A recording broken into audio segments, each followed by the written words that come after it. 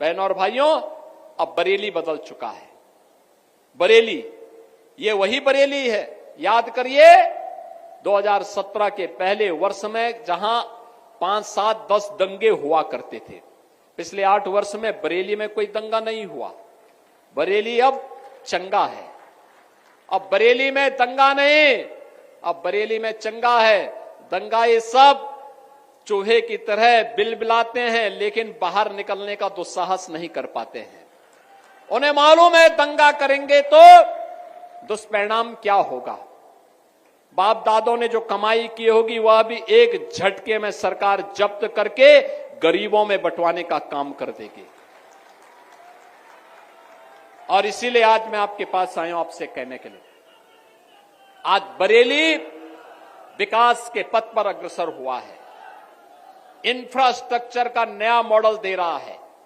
अपनी नाथ नगरी की पहचान को पिछली सरकारों ने बरेली को झुमका के साथ जोड़ा था। हम लोगों ने बरेली को नाथ नगरी के रूप में नाथ कॉरिडोर देकर के आपको आपकी पौराणिक पहचान दिलाने का काम किया है। पिछली सरकार आपकी पहचान किस रूप में प्रस्तुत की थी, और हम लोगों ने आपकी पहचान को नाथ नगरी के रूप में प्रस्तुत करके अब विकास के एक नए मॉडल के रूप में बरेली को आगे बढ़ाया जा रहा है। आज बरेली में निवेश आ रहा है, आज यहां पे इंडस्ट्री लग रही है, आज यहां पे तमाम निवेश हो रहे हैं। कोई डेयरी सेक्टर में हो रहा है, कहीं पर मेडिकल के सेक्टर में हो रहे हैं, कहीं पे उद्योग लग रहे हैं। अलग अलग सेक्टर के अलग अलग उद्योग लग करके और विकास की ऊंचाइयों को छूता हुआ बरेली हर घर नल की योजना के साथ भी जुड़ रहा है, रिंग रोड के साथ भी जुड़ रहा है, नए नए फ्लाईओवर के साथ भी जुड़ रहा है। और अब बरेली गंदी सिटी नहीं, एक स्मार्ट सिटी के रूप में अपनी पहचान बना करके देश और दुनिया के अंदर अपनी एक धमक के साथ आगे बढ़ रहा है। ये निराश्रित गोवंश समाजवादी पार्टी ने दिए, और इसीलिए इन्होंने गायों को लावारिस छोड़ दिया था। देखा ना समाजवादी पार्टी के मुखिया क्या कहते हैं? कहते हैं गोबर से मुझे दुर्गंध आती है। ये है इनकी असलियत, यही है। क्योंकि गौ माता को कसाईयों के हवाले करते थे। हमने कसाईयों को जब भेजा जहन्नुम की यात्रा में तो इनको परेशानी हुई। इनकी परेशानी तो वह है कि इनके मित्र कसाई सब चले गए जहन्नुम में।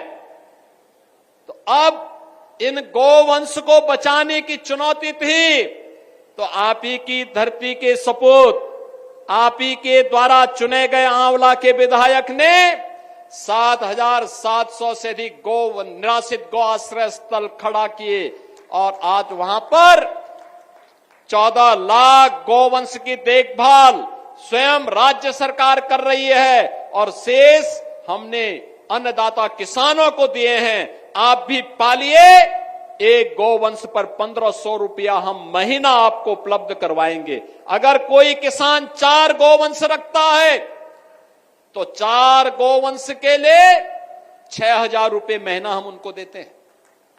आप याद करिए, आम के आम और गुठली के भी दाम, इसी को कहते हैं। यानी गौ माता की सेवा का पुण्य भी पाओ और सरकार का अनुदान भी पाओ। और इसीलिए आज के इस अवसर पर भारत के अंदर, भारत की परंपरा तो गौ और गंगा की परंपरा है।